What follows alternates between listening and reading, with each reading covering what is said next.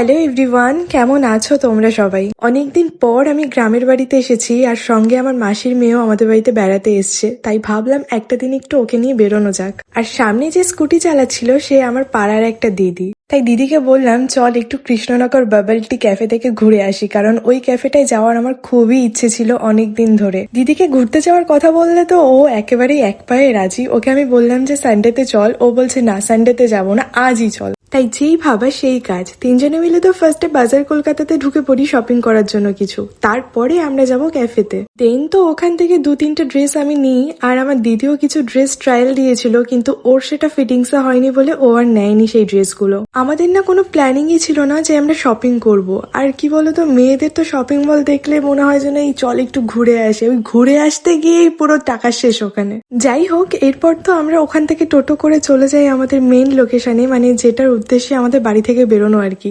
সিঁড়ি দিয়ে উঠে আমরা ক্যাফেটার ছাদে চলে গিয়েছিলাম, কারণ ওখানেই মেইন বসার জায়গা আর ওখান থেকেই মেইন ভিউটা পাওয়া যায়। দেখো তো তোমরা আমার এই ব্লগ আর ফেমাস দিদিকে চেনো কিনা, চিনলে কিন্তু আমাকে অবশ্যই কমেন্ট করে জানিও। আমরা যখন ক্যাফেটা এসেছিলাম তখন সবে ক্যাফেটা ওপেন করেছে।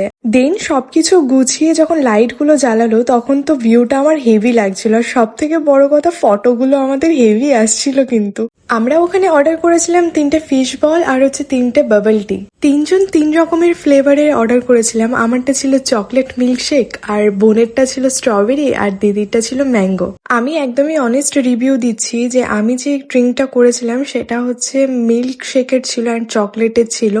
ওটা আমার মনে হয় আরেকটু ঘন হলে বেশি টেস্টি হতো। তবে হ্যাঁ, ফিশ বলটা কিন্তু আমার দারুণ লেগেছে।